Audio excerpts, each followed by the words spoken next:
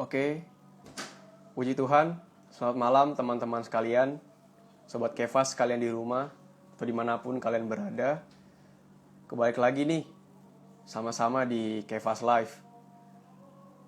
Seperti biasa ya, mungkin seperti minggu-minggu sebelumnya, kita akan kembali membahas tentang topik-topik yang telah disediakan oleh panitia, yang pasti dari Kefas itu sendiri ya. Saya harap teman-teman yang di rumah atau dimanapun teman-teman berada, teman-teman bisa dalam kondisi yang baik, kondisi yang sehat. Mungkin teman-teman yang berkuliah, yang bekerja, ataupun yang bersekolah bisa terus sehat ya. Semoga Tuhan terus merahmati kita. Kita diberikan belas kasihan daripada Tuhan, sehingga kita bisa terus menjalani hari-hari kita dengan sukacita. Ya, malam hari ini kita akan membahas mengenai satu topik, yaitu buku yang berdebu ya. Jadi malam hari ini kita akan membahas topik ini. Nah, mungkin teman-teman mendengar kata-kata yang berdebu, mungkin akan timbul satu pemikiran daripada teman-teman gitu, yang berarti sudah lama tidak dibaca,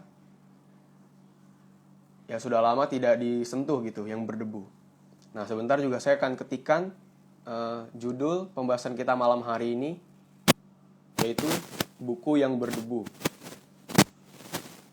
Buku yang berdebu, sehingga teman-teman yang nantinya akan baru join juga bisa membaca judul ini ya teman-teman.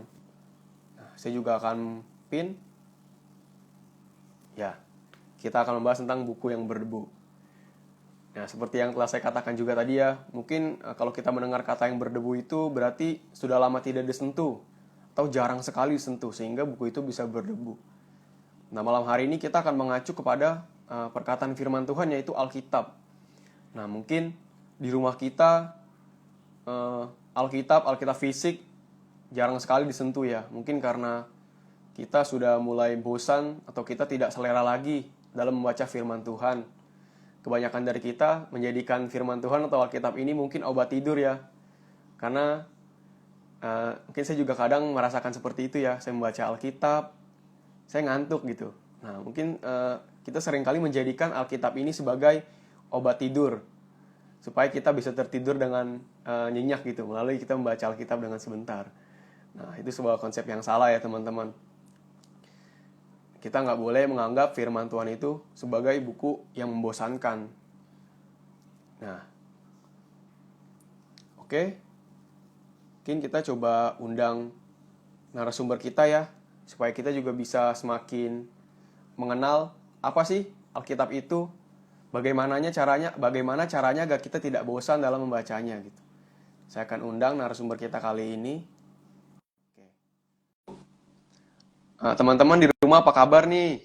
Mungkin bisa kasih jempolnya melalui komen. Nah, ini dia narasumber kita ya. Amin. Halo Kak, bisa perkenalkan diri dulu nih. Halo, Siapa? apa kabar? Baik Kak.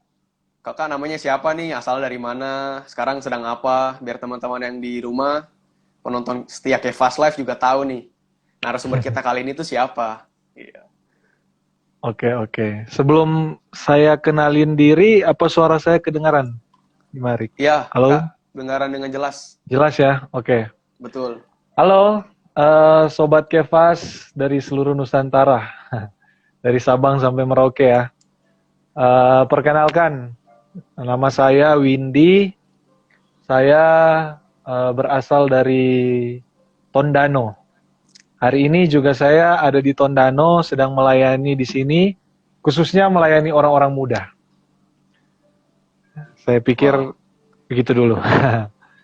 Tondano Kembalikan berarti ke di host. Manado ya? Oh iya, Ya, di Tondano Manado ya, itu Kak, ya? dekat Manado lah, sekitar 30 dekat. km Sekitar. dari di Sulawesi Utara. Ya, begitu. Baik, Kak. Ya, Ya, gimana, Rik? puji Tuhan nih kita punya narasumber dari Tondano. Kalau saya sih di Jakarta nih, Kak. Lumayan jauh ya.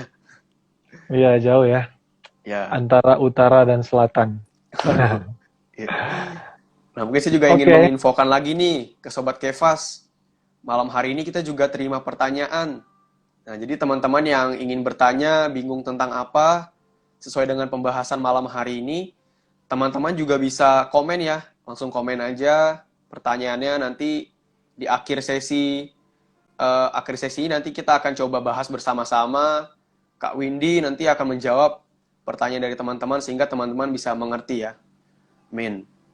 Nah, mungkin sebelum Amin. mulai lebih jauh, nah, segala sesuatu harus kita mulai dengan doa nih, Kak. Nah, jadi Oke. minta tolong Kak Windy pimpin kita dalam doa ya. Sehingga malam hari ini Tuhan juga ada di tengah-tengah kita, Tuhan bersama-sama dengan kita. Amin. Amin. Amin. Oke, yuk kita doa yuk. Tuhan Yesus, oh Tuhan, terima kasih atas kesempatan malam hari ini, di mana Engkau boleh mengumpulkan kami secara virtual melalui live IG Kefas Indonesia. Biarlah Tuhan, apa yang akan menjadi pembahasan kami malam hari ini, benar-benar boleh mendapat tempat di dalam hati kami, membawa kami menjadi orang-orang muda yang mengasihi Tuhan, yang mengasihi firman Tuhan, bahkan boleh berjeri lelah terhadap firman Tuhan. Tuhan, sertai pembicaraan sepanjang malam hari ini, biarlah namamu boleh dipermuliakan. Haleluya, amin. Amin. Amin. Baik ya, seperti judul yang telah saya pin itu ya. Hari ini judulnya itu Ya. buku yang berdebu. Nah, mungkin Kak Windy kalau dengar kata buku yang berdebu ini mengacu ke apa nih kira-kira? Buku yang udah lama nggak dibaca, yang tidak lama disentuh. Nah, apa Ya, nih iya. kira-kira? Kalau dari kakak sih melihat alasan kenapa buku itu bisa berdebu, khususnya kita mengacu ke Alkitab ya. Karena Iya. pembahasan kita kan buku yang berdebu ini mengacu kepada Alkitab kan. Nah, apalagi kita yang sudah jadi orang Kristen, dari lahir kita udah tahu Alkitab. Karena mungkin orang tua kita sudah menyediakan Alkitab di rumah. Nah, tapi Iya. sampai kita usia dewasa, mungkin Alkitab itu ya hanya ditaruh di lemari, jarang digunakan, jarang dipakai, sehingga berdebu. Nah, jadi sesuai dengan Iya. judul kita malam ini kan. Nah, kalau dari saya sih melihat ada 3 alasan nih. Kenapa kita membiarkan buku itu berdebu atau Alkitab itu berdebu di lemari lah. Nah, yang Ya, apa pertama nih? itu em, adalah karena alasan paling jujur sih yang pertama. Adalah kita memang tidak memiliki selera. Jadi Betul, Alkitab ya. sudah ada di rumah, sudah tersedia, tapi kita nggak ada selera nih untuk baca Alkitab. Nah, itu alasan pertama. Nah, alasan yang kedua, nah karena zaman teknologi ini sehingga kita banyak download aplikasi Alkitab di smartphone Iya. kita kan. Nah, Alkitab sehingga elektronik. karena ya Alkitab elektronik, karena sudah ada gadget, nah sehingga Alkitab itu jarang dibuka atau nggak pernah dibuka malahan. Jadi Iya. kemana-mana ke ibadah atau sharing-sharing Alkitab bawanya HP aja. Karena di HP sudah ada Alkitab. Nah, itu alasan kedua. Nah, alasan ketiga yang saya dapati, mungkin ini alasan yang sedikit ekstrim dan mungkin sedikit juga yang memiliki alasan ini. Adalah Iya. orang yang membiarkan Alkitabnya berdebu di rumah, itu karena dia sudah hafal Alkitab. Wow. Bahkan tuh titik koma tuh udah dihafal semua dari Kejadian sampai Wahyu. Sehingga Mungkin ada ya. ya udahlah, menurut saya nggak perlu baca Alkitab lah. Semua sudah di otak. Itu alasan paling ekstrim mungkin. Nah, semoga nggak ada ya, karena itu alasan buat orang-orang yang sombong juga menurut saya. Kenapa sombong? Karena nantilah kita bahas ke depan. Nah, saya serahin Iya. ke host dulu. Nah, menurut Iya. saya, menurut kakak ada 3 alasan tadi. Kenapa orang nggak membiarkan Alkitab Alkitabnya itu berdebu di berdebu. rumah. Yang Iya. pertama, tidak ada selera. Yang Iya. kedua, karena ada Alkitab elektronik. Yang ketiga ya karena udah hafal titik koma. Begitu, Rick. Mantap. Iya.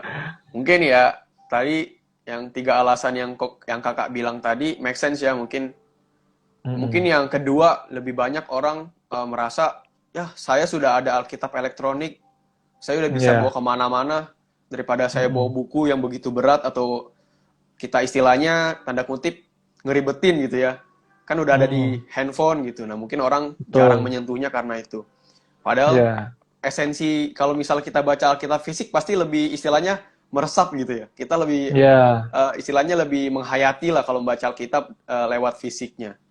Nah, mungkin itu ya alasan orang. Nah, mungkin kita langsung masuk aja nih ke pembahasan dalam judul judul kita hari ini tentang buku yang berdebu. Nah, mungkin kita juga perlu tahu nih Kak, apa sih asal-usul Alkitab? Nah, jadi bagaimana asal-usul dari Alkitab gitu? Oke, pertama Alkitab itu sendiri sebenarnya kalau kita lihat di Wikipedia ya, atau arti kata Alkitab itu sebenarnya mengacu kepada kumpulan naskah yang tersusun menjadi sebuah buku. Nah, atau kita katakan biasa Alkitab, bahasa Inggrisnya the books. Jadi the books, pakai S di belakang, karena terdiri dari buku-buku. Nah, itu arti dari Alkitab sendiri. Nah, itu asal-usul Alkitab. Nah, tetapi yang membuat Alkitab ini itu sendiri menarik, nah, menurut kakak nih, perlu banyak hal yang kita juga tahu, fakta-fakta keren lah, yang harus kita tahu. Sehingga terhadap Alkitab, kita tidak menjadi rasa biasa atau menjadi rasa ya itu udah dari kecil lah saya lihat Alkitab, udah tahu. Nah, tetapi beban malam ini supaya kita semua yang mendengar bisa melihat Alkitab itu lebih bernilai lah, begitu. Nah, karena itu kita lihat dari asal-usul tadi kan, seperti pertanyaan Riko. Nah, kebanyakan buku-buku yang ditulis oleh orang-orang atau kebanyakan kan di sini mungkin mahasiswa ya. Nah, kalau suka baca buku, kita lihat buku biasanya hanya ditulis oleh satu orang atau dua orang lah. Maksimal dan dalam 4 kurun, gitu ya? Ya, maksimal 4. Dan dalam kurun waktu ya pasti palingan 2-3 tahun. Atau yang paling lama mungkin dalam kurun waktu seumur hidup. Kalau misalnya dia menulis biografi dirinya kan. Iya, betul. Nah, tetapi yang menarik dari Alkitab, itu adalah satu buku yang ditulis oleh 40 orang. Dan 40 dalam kurun waktu, ya 40 orang. Dan dalam kurun waktu 2000 tahun. Dari zaman Musa sampai terakhir di zaman 90 Masehi ditulis oleh Yohanes murid Yesus. Jadi ini salah satu sebenarnya yang menarik dari Alkitab. Jadi ditulis oleh 40 orang dalam kurun waktu 2000 tahun. Nah, ini satu-satunya buku yang demikian. Nah, harusnya melihat ini, wah ternyata Alkitab itu sangat bermakna, sangat bernilai, sehingga semoga yang tadinya berdebu di rumah bisa dibaca-baca lagi. Amin. Nah, bahkan bukan hanya itu, Rick. Nah, Alkitab juga itu sebenarnya kalau sumber dari UBS ya. Nah, Alkitab ini juga adalah salah satu buku yang bestseller, bahkan satu-satunya buku bestseller yang benar-benar penjualannya sangat banyak. Bahkan menurut survei ya, dalam setahun itu Alkitab bisa terjual sekitar 100 jutaan dari berbagai macam bahasa. Ya, baik bahasa Indonesia, bahasa Yunani, bahasa Inggris. Bayangin ya, 1 tahun bisa terjual 100 juta. Belum yang ada di elektronik. Nah, artinya, wah, kalau kita melihat fakta objektif dari Alkitab itu sendiri harusnya membuat kita menarik lah. Ya kan? Bukan hanya bestseller juga, bahkan Alkitab itu sendiri, kalau kita lihat, yang menurut fakta objektif ya, dari gaya bahasa, dari penulisan, kita lihat puisi-puisi Salomo, itu bahkan banyak orang-orang yang ahli sangat mengapresiasi Alkitab. Bahkan kata-kata yang indah, atau makna-makna yang sangat dalam, itu ada di dalam Alkitab. Nah, itulah yang membuat Alkitab itu benar-benar mustika, benar-benar bernilai, bermakna. Dan tidak seharusnya kita simpan di lemari, Rick. Harusnya kita baca. Ya. Nah, itu dulu, Rick. Gimana? Saya kembalikan ke kamu. Mungkin buat teman-teman yang baru mendengar hal ini sebuah fakta yang sangat mengejutkan gitu, yang menakjubkan gitu kan. Seperti yang Kak Windy bilang tadi, mungkin saya bahas sedikit. Mungkin kalau buku-buku di luaran sana, ya paling maksimal juga ditulis 4 orang gitu kan. Atau Mm-mm. kalau menulis buku biografi, ya paling ya cuma sampai masa hidupnya aja gitu kan. Dari dia lahir sampai ia meninggal. Nah, tapi setelah saya mendengar nih, ternyata Alkitab ya seperti yang kita tahu kan ditulis oleh 40 penulis gitu kan. 40 orang yang Ya, dirahmati oleh Tuhan. Nah, sebenarnya Alkitab itu sendiri kan Tuhan yang berbicara ya melalui ke-40 orang itu. mm, Dikaruniakan untuk bisa menulis Alkitab, puji Tuhan. Dan ternyata jangka waktunya kurang lebih 2000 tahun ya. Wah, lama sekali itu. betul. Amin. Dan tadi dikatakan bestseller ya juga ya. Kayaknya Alkitab di Mm. seluruh dunia itu ada.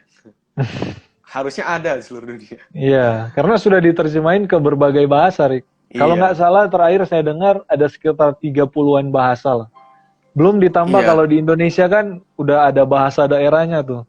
Kayak di Betul ya, Minahasa, di bahasa tempat saya tuh iya, ada Alkitabnya sendiri. Batak bahasa kan ada iya bahasa Alkitabnya Batak. sendiri. Iya, Bahasa Padang juga ada Alkitab sendiri, betul. Jawa. Wah, Iya. banyak banget, Rik.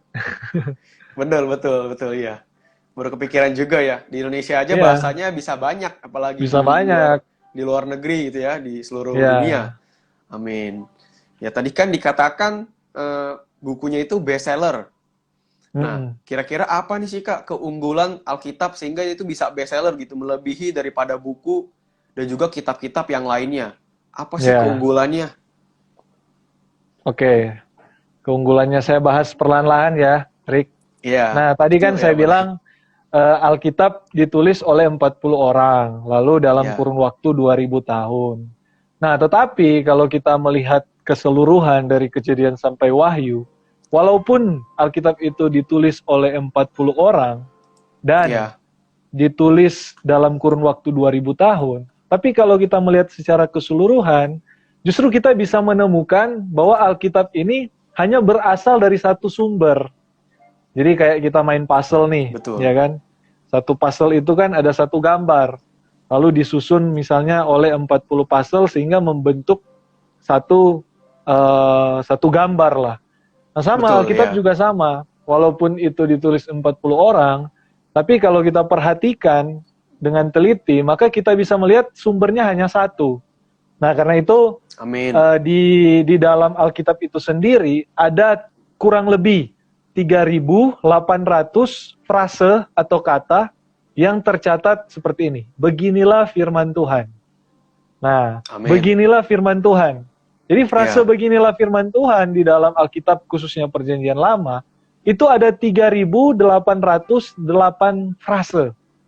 Nah, jadi dari situ kita bisa melihat walaupun 40 penulis, tetapi seluruh isi dari Alkitab itu hanya ada satu sumber, yaitu firman Tuhan. Nah, sama juga kayak yang di tema kita malam hari ini kan, ayat pendukung kita di 2 Timotius 3 ayat 16. Saya bacakan ya. Segala tulisan yang diilhamkan Allah memang bermanfaat untuk mengajar, untuk menyatakan kesalahan, untuk memperbaiki kelakuan, dan untuk mendidik orang dalam kebenaran.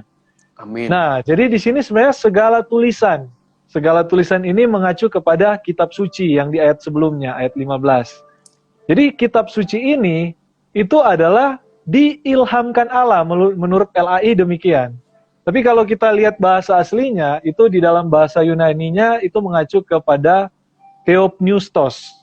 Theopneustos, atau kita bisa bagi dua. Theo itu kan Allah.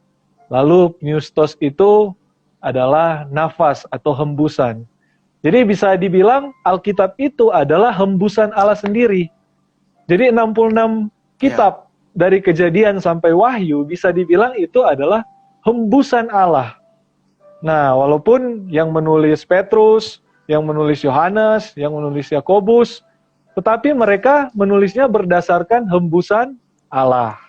Amin. Nah, itu salah satu yang membuat Alkitab ini menjadi bestseller juga. Orang tertarik karena wah, ternyata Alkitab ini walaupun banyak penulisnya tapi sumbernya adalah Satu Allah ya. itu sendiri. Bahkan kalau kita lihat di dalam 2 Petrus 1 ayat 21 ya, di sana Petrus mengatakan bahwa tidak pernah nubuat itu dihasilkan oleh kehendak manusia, tetapi orang-orang berbicara atas nama Allah dan berdasarkan dorongan Roh Kudus.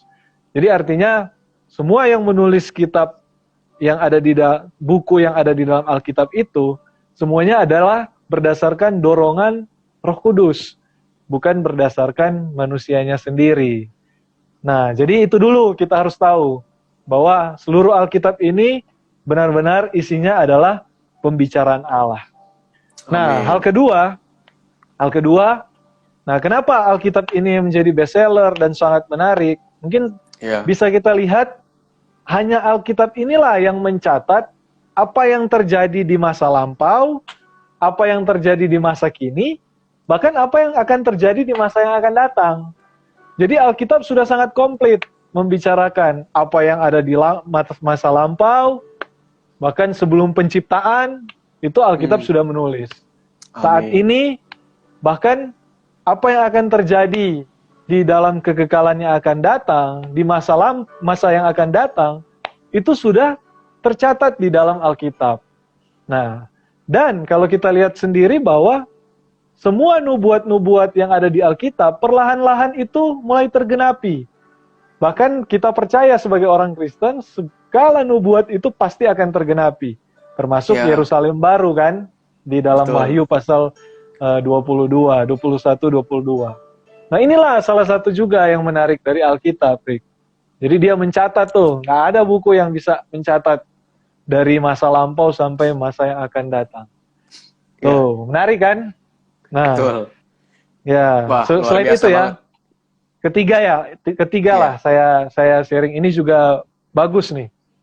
Nah, Alkitab juga, Rick, mencatat bagaimana moral atau standar moralitas seorang manusia yang sangat tinggi, atau standar moral atau etika-etika yang sangat tinggi. Nah, contohnya ya, ada di dalam Matius pasal 5 ayat 39 dan ayat 44. Dikatakan kan begini, Tuhan bilang nih, kalau ada yang menampar pipi kanan, Dikasih pipi kiri, ya. kasih pipi kanan kan? Atau Iya. kebalik, sorry, saya buka lah biar Iya. nggak salah ya. Matius 5 ayat 30.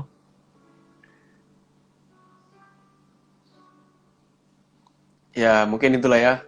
Ya, ya. Saya juga pernah baca ya, mungkin sering diucapkan juga bila Nah, kita ditampar pipi kanan, kita berikan pipi kiri. Ya, nah, seperti betul, itu. betul. Nah, ditampar Nah, pipi kanan, suruh berikan pipi kiri kan?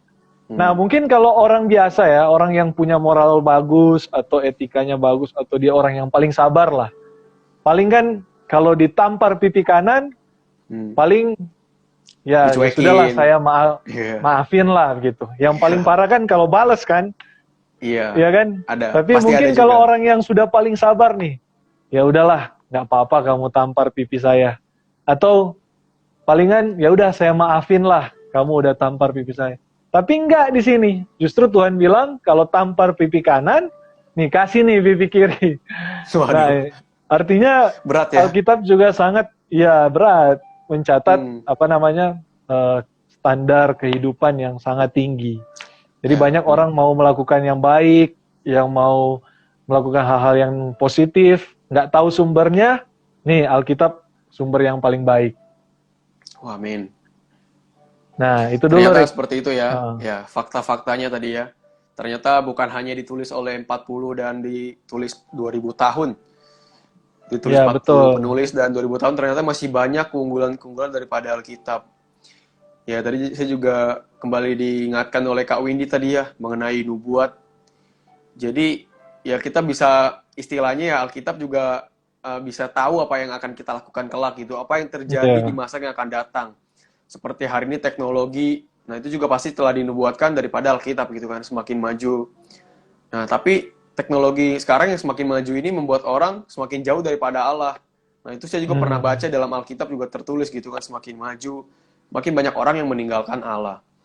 Nah, puji Tuhan yang akan Alkitab. Nah, tadi setelah kita mendengar fakta-faktanya, nah, saya juga ada pertanyaan kembali nih. Amin. Oh ya, sebelum saya lanjut nih, nah, saya juga kembali mengingatkan kepada sobat-sobat Kefas, bagi yang ingin bertanya, nggak usah sungkan, nggak usah malu-malu, langsung saja ketik pertanyaannya di kolom komentar yang ada. Nah, nanti melalui teman-teman yang bertanya, di akhir sesi akan kita coba bahas nanti pertanyaan-pertanyaannya. Nah, jadi nanti Kak Windy bisa bantu menjawab. Nah, sehingga teman-teman juga bisa tahu nih. Jadi teman-teman nggak penasaran nanti, nggak bingung. Ya, oke.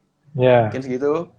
Nah, kita lanjut ke Oke. pertanyaan berikutnya ya. Setelah kita mengetahui Amin. keunggulan-keunggulan, kita mengetahui fakta-fakta yang unik dalam Alkitab. Nah, kita juga perlu tahu kira-kira apa sih Kak manfaat dari kita membaca Alkitab? Kenapa sih orang-orang Kristen itu, pengikut-pengikut Kristus hari ini perlu membaca firman Tuhan? Apa manfaatnya? Oke. Saya kutip ayat Alkitab aja ya. Apa Amin. manfaat? Jadi Alkitab tadi kan kita udah sedikit bahas kan. Jadi semoga pembahasan tadi juga bisa mengesankan kita terhadap Alkitab supaya tidak membiarkan Alkitab berdebu di rumah. Iya. Nah, tetapi waktu kita baca Alkitab, ya kan? Nah, kita juga harus mendapatkan manfaat. Sama seperti kita kuliah, kita baca buku. Nah, kita percuma kita baca buku kalau tidak mendapatkan faedah atau tidak mendapatkan manfaat kan. Nah, sebenarnya di dalam 2 Timotius 3 ayat 15 sampai 17 situ juga sebenarnya sudah membicarakan manfaat dari Alkitab. Nah, singkatnya begini ya. Kalau dari ayat 16, segala tulisan yang diilhamkan Allah atau yang dihembuskan bermanfaat. Ya kan? Nah, memang bermanfaat. Bermanfaat untuk apa? Untuk mengajar. Ya kan? Untuk Ya, mengajar. Yang kedua, betul. untuk menyatakan kesalahan. Lalu yang ketiga, mendidik orang dalam kebenaran. Nah, Alkitab juga Amin. tadi saya bilang kan, di sana memberikan standar moralitas atau etika yang tinggi kan. Jadi sebenarnya semakin Iya. kita membaca Alkitab, nah kita akan mendapatkan pengajaran-pengajaran yang demikian, hal-hal yang positif, hal-hal yang baik. Itu salah satu manfaat. Yang kedua juga Alkitab membawa kita supaya bisa menyatakan kesalahan. Nah, jadi di dalam kita kan terlahir dari dosa nih. Jadi kita waktu kecil, Betul. Iya. anak kecil nih, kita nggak pernah ngajak orang tua mana yang ngajarin anaknya lakukan dosa kan. Misalnya, Iya, anak kecil nggak nih, ada. nggak ada orang yang ngajarin dia bohong, tapi kok tiba-tiba bohong, ya kan? Artinya orang atau manusia itu semuanya memang terlahir dari dosa. Daud Betul. juga menyadari itu. Bahkan Daud bilang dari dalam kandungannya dia sudah memiliki dosa. Nah, karena itu Alkitab juga bermanfaat untuk menyatakan kesalahan. Semakin kita membaca Alkitab, semakin firman Tuhan menerangi segala kesalahan-kesalahan kita.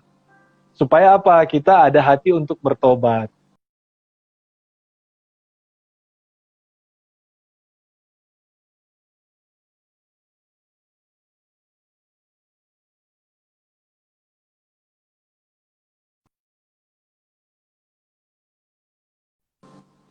Halo Rick? Iya, sinyalnya kurang bagus ya. Iya, tapi masih bisa dengar Tapi sekarang? lanjut. Oke. Masih bisa Kak? Ya, lanjut aja ya. Ya, Tadi jadi semakin ya. kita membaca Alkitab, ya kan, pasti apa yang menjadi kelemahan kita, kesalahan, dosa-dosa kita, itu diterangi oleh Alkitab, sehingga kita boleh mengaku dosa.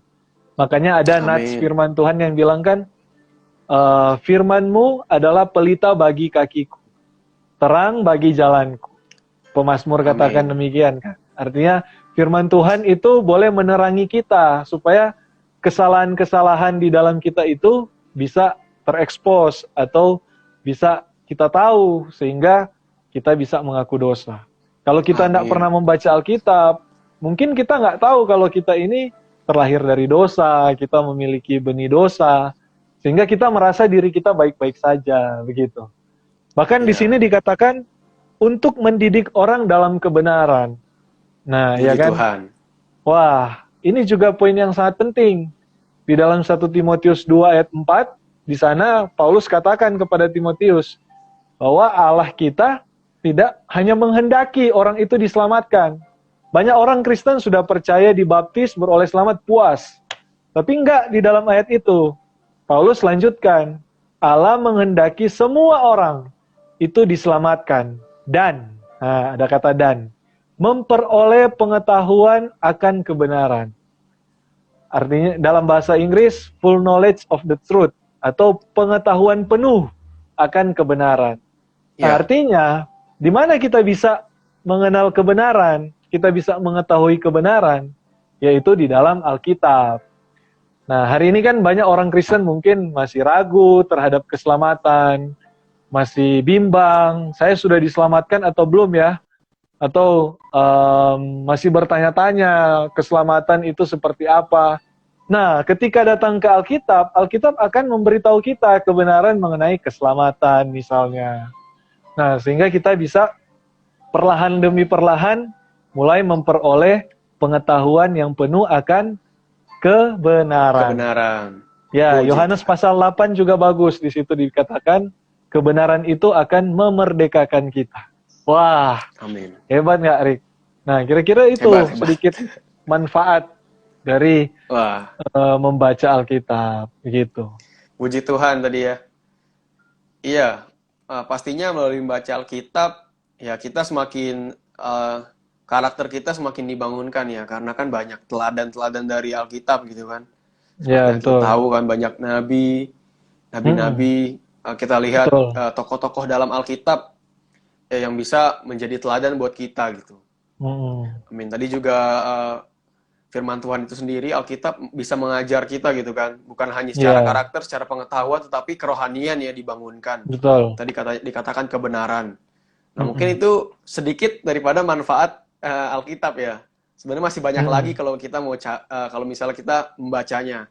Ya, Nah, betul, betul. nah setelah kita tahu nih Kak, setelah kita tahu kan fakta-fakta yang menarik melalui juga manfaat-manfaatnya. Nah, kalau saya pribadi tuh kalau saya udah membaca Alkitab ya saya tahu gitu manfaatnya gitu kan. Pastinya Mm. untuk bisa membangunkan saya gitu kan. Lebih maju Ya. lagi. Tapi seringkali pada saat saya membaca Alkitab, saya ngantuk gitu Kak. Udah berusaha kuat nih, berusaha melek, berusaha Mm. ayo bisa baca misalnya berapa? 2 pasal deh, 3 pasal. Mm. Tapi baru Mm. 1 pasal baca ngantuk. Terus ya ketiduran. Nah, jadi kebanyakan orang hari ini menjadikan Alkitab itu sebagai obat tidur jadinya. Ngantuk nggak bisa tidur baca Ya, Alkitab nanti betul, betul. ketiduran. Nah, gitu kan. Nah, jadi pastinya kalau kita ingin menghormati Alkitab gitu, kita bisa baca Alkitab, kita perlukan sikap-sikap yang tepat gitu ya Kak, sehingga kita Ya, bisa benar-benar punya pandangan yang jelas gitu. Kita bisa membaca Alkitab tanpa ada rasa-rasa ngantuk. Nah, kira-kira betul. itu sikap-sikapnya seperti apa Kak? Ya, betul. Nah, yang awal tadi kita sharing itu minimal menguatkan kita lah. Bahwa kalau kita ngantuk, kita bosan baca Alkitab atau kurang berselera, nah, yang tadi kita dengar bisa menguatkan kita dulu. Bahwa Alkitab Iya, itu sangat unik, Alkitab itu sangat bernilai, bermakna dibandingkan buku-buku yang lain. Nah, itu perlu menjadi dorongan buat kita dulu, ya kan? Nah, lalu kalau bagaimana cara terbaik di dalam membaca Alkitab supaya kita juga benar-benar memperoleh manfaat. Nah, sebenarnya ada cara yang terbaik di dalam Alkitab yang ditulis, saya kutip dulu di dalam Efesus pasal 6. Nah, coba ya, kita buka Efesus pasal 6. Yang di rumah juga yang live bisa sambil buka Alkitab. Nah, di Efesus pasal amin. 6. Di sana ayat 17 dan 18 saya bacakan ya. Dan terimalah ketopong keselamatan dan pedang roh, yaitu firman Allah. Dan permohonan. Nah, di situ dikatakan terimalah ketopong keselamatan dan pedang roh, yaitu firman Allah. Nah, hari ini kita sudah menerima firman Allah kan? Nah, tetapi bagaimana respon kita terhadap firman Allah? Nah, di ayat selanjutnya Iya, dikatakan, dalam segala doa dan permohonan. Nah, jadi menurut kakak, salah satu cara terbaik di dalam membaca Alkitab itu adalah dengan menerima firman Allah, lalu membacanya dengan doa.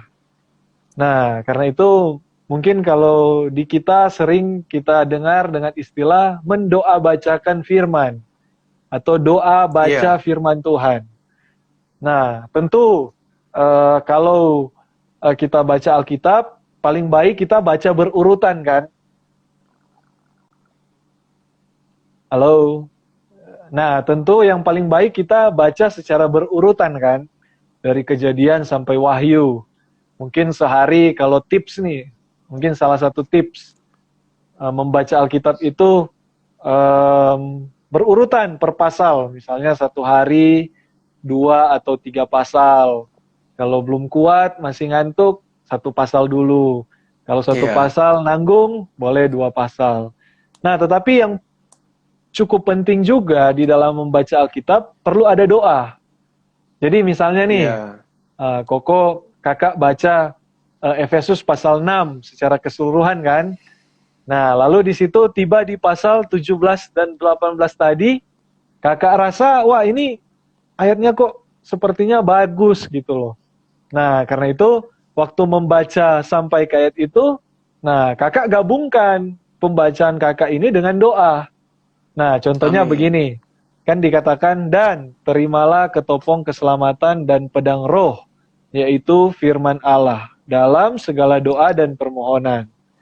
Nah, cara mendoakannya contohnya seperti ini. Terima kasih Tuhan, Engkau memberikan aku firman Tuhan. Engkau memberikan, saya hanya perlu menerima. Tuhan, biarlah firman Tuhan menjadi selera buat aku. Menjadi setiap hari boleh saya terima dengan sukacita. Nah, dikatakan juga dalam segala doa. Nah, Tuhan, aku perlu bukan hanya membaca Alkitab, tetapi juga saya perlu berdoa dan mendoakan firman Tuhan. Nah, kira-kira Amin. begitu. Jadi waktu kita baca Alkitab, kita lihat ada 1 ayat atau 2 ayat yang menjama atau 1 2 ayat Iya, yang mengesankan kita. Nah, kita boleh berhenti sejenak, lalu kita mendoakan ayat tersebut. Nah, itu salah satu praktek atau tips membaca Alkitab yang baik. Begitu. amin. Jadi ya, tadi baik juga ya tips dari Kak Windy nih. Berikan kita satu tips di mana kita bisa mendoakan firman tersebut. Ya Ya. mungkin seringkali kita baca firman Tuhan, setelah kita baca kita nggak ngerti lewat begitu saja gitu kan. Nah tapi melalui Hmm. tips dari Kak Windy, saya juga melihat gitu, wah kalau kita doain pasti kita akan terjamah dengan ayat itu terus ya, kembali menguatkan kita yang bisa menguatkan kita. Amin. Hmm. Nah, kira-kira ada gak nih tips lain nih dari Kak Windy nih? Mungkin Kak Windy akan menyampaikan tips lagi mengenai bagaimana supaya kita bisa benar-benar menerima firman Tuhan itu yang begitu bermanfaat bagi kita gitu. Hmm. Ya, Selain kita mungkin tadi dikatakan mendoa bacakannya, nah mungkin ada lagi gak selain itu?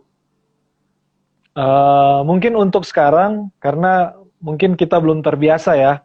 Jadi mungkin itu dulu, kita mendoa bacakan firman Tuhan. Kenapa Amin. demikian? Karena kakak sedikit jelasin dulu lah, sedikit dari Alkitab ya. Nah, kalau kita hanya membaca Alkitab sebisa lalu kan, baca kejadian sampai wahyu, kejadian sampai wahyu. Nah itu baik juga, tapi mungkin kita hanya akan mendapatkan pengetahuan, ya kan? Nah kita dapat pengetahuan nih, oh ternyata habis kejadian, keluaran, oh kejadian tuh bicara mengenai ini, keluaran bicara mengenai ini. Nah akhirnya karena kita membaca Alkitab itu hanya untuk mencari pengetahuan, akhirnya pengetahuan itu hanya akan membuat kita sombong. Nah biasanya kan begitu toh. Nah pengetahuan hanya membuat Betul, manusia ya. menjadi sombong. Tetapi bagaimana kita membaca Alkitab itu benar-benar mendapat manfaat yang Sombong. baik. Karena bicara Alkitab pastikan sesuatu yang membicarakan. Jadi membicarakan,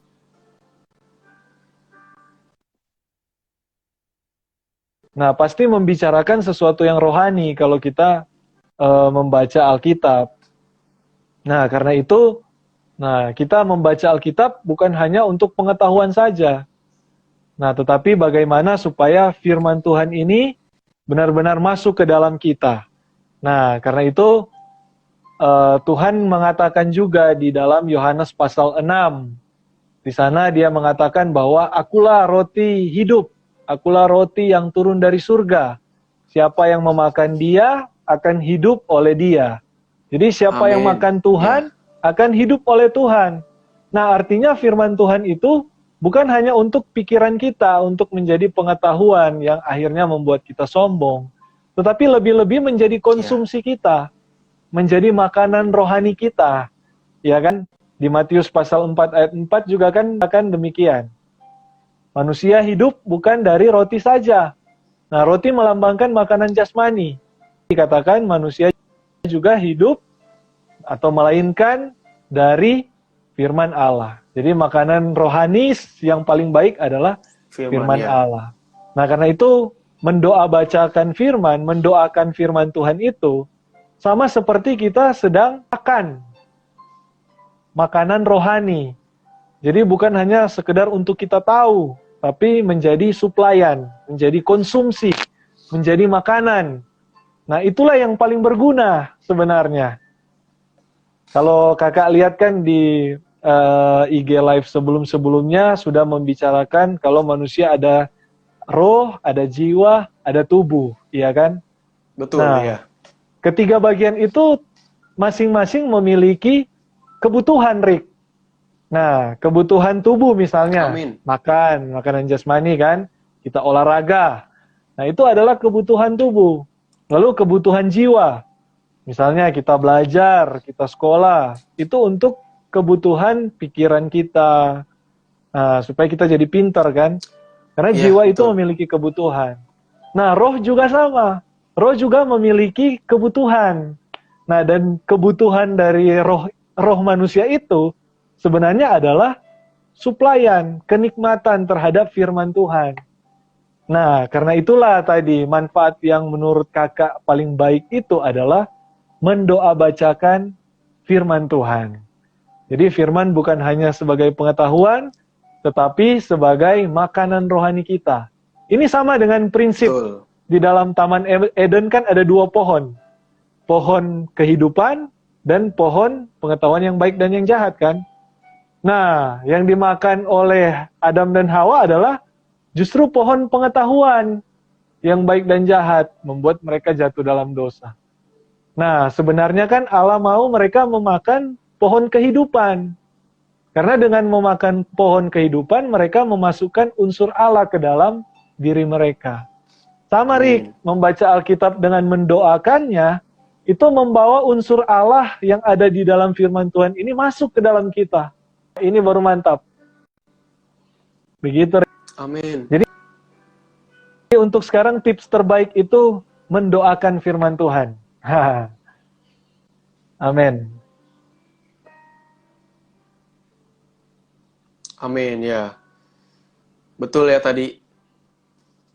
Amin, ya. Ya. Betul, kita ya. Amin. Amin. Ya, tadi Kak Windy sempat membahas tentang makanan. Kita perlu memakan firman Tuhan ya. Seperti yang tertulis pada Matius 4 ayat 4. Ya. Saya juga kembali teringat nih Kak akan omongan kakak-kakak di gereja saya gitu. Kakak-kakak yang melayani, kakak-kakak gembala. Bahwa hari ini apa yang kita makan, itulah yang keluar dari diri kita. Hari ini kita kebanyakan makan drama Korea. Nah, kita mengekspresikan drama Korea, kita mengeluarkan drama Korea. Kita ngomongin apa segala macam gitu kan. Hari ini kita sering main game. Secara nggak langsung kita kan makan game itu kan. Nah, pasti kita sering ngomongin game itu ke teman-teman kita. Weh, aku nih game ini udah level maksimal, udah level tertinggi. Nah, tapi mengenai Kak Windy tadi kan mengingatkan kita untuk bisa makan firman Tuhan. Nah, berarti firman Tuhan akan keluar dari firman Tuhan nanti yang akan kita rasakan. Amin. Nah, puji Tuhan ya.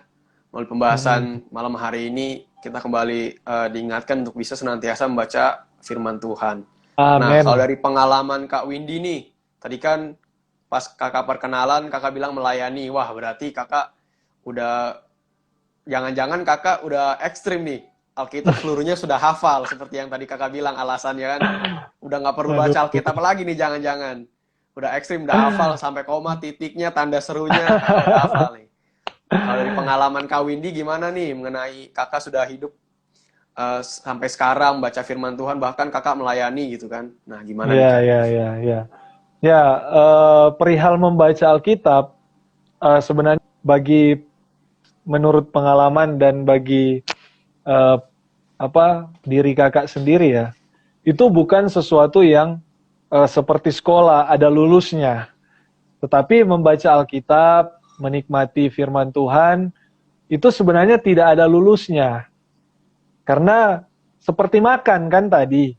Kalau makan, kan makan makanan jasmani. Kalau kita makan ada lulusnya, gimana dong? Jadi kita, Iya juga misalnya ya. sekarang nih lulus makan, besok nggak perlu makan, lusa nggak perlu makan, dan seterusnya nggak perlu makan. Kan mati Waduh, jadinya kan? mati betul. Iya, sama. Diet Baca Alkitab, ekstrim. betul. Baca Alkitab juga sama, Rik. Kalau kita ada pensiunnya, ada lulusnya, jadinya kerohanian kita mati gitu. Iya betul. Artinya baca Alkitab itu tidak ada lulusnya. Setiap hari sama menjadi seperti makanan, menjadi keperluan kita setiap hari. Sampai Amin. kita akhir hayat, sampai mati secara jasmani, makanan rohani Alkitab itu harus kita baca setiap hari. Begitu, Rick. Amin. Jangan pernah ada lulusnya. Nah, itu Ya. pengalaman kan. Nah, sharing juga pengalaman nih. Dulu kan kakak juga sebelum mengenal jalan ini, sebelum eh, sekolah Alkitab, dulu pernah di dalam Ya. eh, ya sekitar umur 20-an, 25 lah. Sempat aktif juga di dalam organisasi, organisasi gereja kan, kegiatan-kegiatan gereja atau apalah. Tapi justru aktif di dalam gereja, tapi kenyataannya tidak membaca Alkitab. Nah, hari ini juga kakak rasa sama terjadi di dalam kebanyakan orang. Aktif nih melayani di gereja, aktif melakukan ini, aktif melakukan itu, suka beramal, suka melakukan hal-hal yang positif. Wah, sepertinya Ya. untuk memuliakan Tuhan. Nah, tetapi dalam kenyataannya tidak membaca Alkitab. Nah, ini juga dorongan sebenarnya supaya semua kita, apalagi anak-anak muda ya, kalau kita dipercayakan melayani, jangan hanya tertipu dengan pelayanan-pelayanan yang luaran itu. Nah, kita harus Iya. datang kepada Alkitab. Supaya apa? Amin. Supaya kita benar-benar bisa melayani sesuai dengan firman Tuhan. Kalau kita melayani tidak membaca Alkitab, nah, bisa dipertanyakan tuh, kita melayani sesuai dengan kehendak Tuhan atau enggak ya? Nah, ini juga bahaya kan? Betul, Nah, ya. begitu. Karena itu pengalaman kakak akhirnya sekitar 5 tahun lalu lah, ketika mulai mengasihi Tuhan, ketika mulai mengenal Tuhan secara pribadi. Nah, itu ada pembacaan Alkitab yang mulai rutin lah, yang mulai tadi kakak bilang tidak pernah lulus, begitu. Nah, ini pengalaman kakak. Jadi dari Amin. pengalaman ini juga mendorong kita semua, sobat Kefas dimanapun berada, supaya jangan pernah ada kata lulus dalam membaca Alkitab. Asik. Amin. Ya. Supaya karena firman Allah atau Alkitab itu adalah seperti makanan jasmani, tetapi ini makanan rohani. Kalau kita sehari 2 hari tidak membaca Alkitab, maka kerohanian kita akan surut, akan Iya. padam. Mungkin itu sedikit Amin. pengalaman, Rick. Luar biasa. Ya, Amin. Ya. Mungkin ya, karena waktu juga nggak terasa ya, hampir sejam nih kita sudah membahas tentang buku yang berdebu, yaitu Alkitab itu sendiri. iya, iya. Nah, Mungkin Kak Windy bisa sedikit simpulkan nih ya sebagai kata pendorong, kalimat pendorong juga bagi kita ya.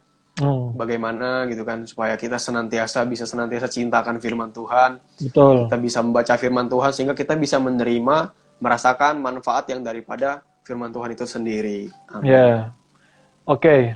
Sebagai kesimpulan, mungkin saya simpulkan dengan dua hal. Yang pertama adalah yang tadi kita bahas di awal mengenai Alkitab berbeda dengan buku-buku yang lain, atau Alkitab yang sangat komplit, yang sangat membicarakan hal-hal yang betapa luar biasa. Nah, itu yang pertama, pesan atau kesimpulannya adalah dengan itu membawa kita supaya terhadap Alkitab itu ada nilai. Amin. Nah, terhadap Alkitab itu kita terkesan sehingga tidak membiarkan Alkitab itu berdebu di rumah. Iya. Begitu. Itu yang pertama. Jadi Alkitab itu sendiri, nah Alkitab ini sendiri bisa memiliki kesan, bisa ada kesan di dalam diri kita supaya bisa benar-benar bermanfaat, begitu. Tentu kalau misalnya orang bilang, oh saya baca di gadget, nggak masalah menurut kakak. Tapi yang penting bisa membaca Alkitab. Tapi kalau baca Alkitab fisik kan sebenarnya bisa kita tanda-tandain, ya kan? Kalau Iya. ada kata-kata terjemah, kita tandain. Nanti kalau kita baca lagi, oh ini yang saya garis 2 tahun lalu, 3 tahun lalu. Nah itu membuat kita Iya. nikmat terhadap firman Tuhan.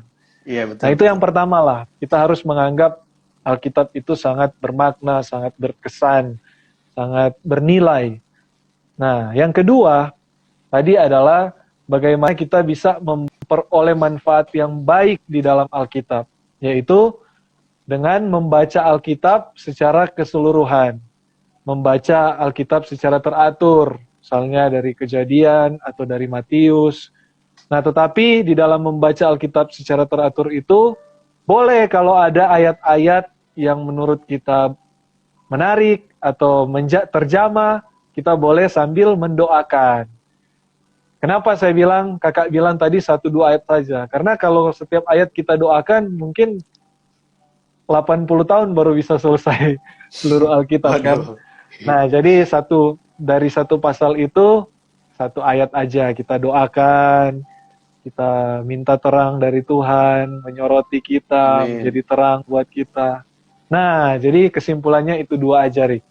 Pertama, kita harus buat Alkitab Amin itu ya. berkesan melalui fakta-fakta yang ada.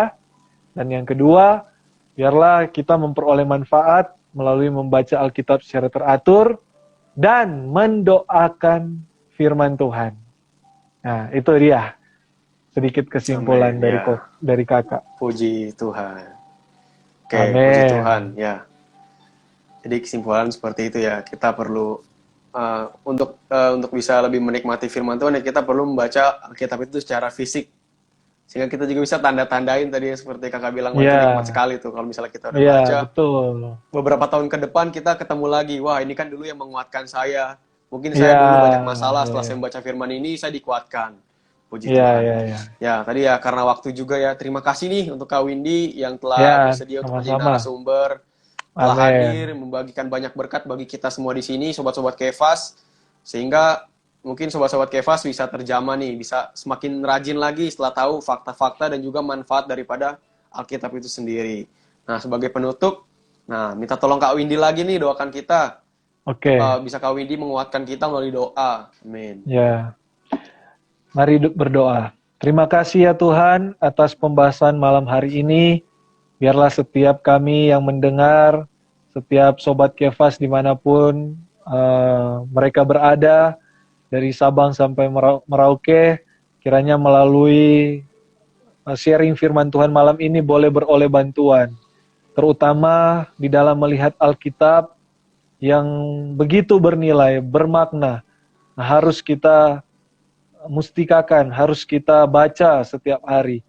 Lalu bagaimana juga kita di dalam membaca Alkitab supaya beroleh manfaat, yaitu dengan membaca Alkitab secara teratur, dan juga kita boleh memiliki doa terhadap firman Tuhan. Tuhan Yesus Tambahkan kami selera, lapar dan haus akan firman-Mu, supaya kami bisa memiliki selera yang kuat, selera yang tinggi terhadap firman Tuhan.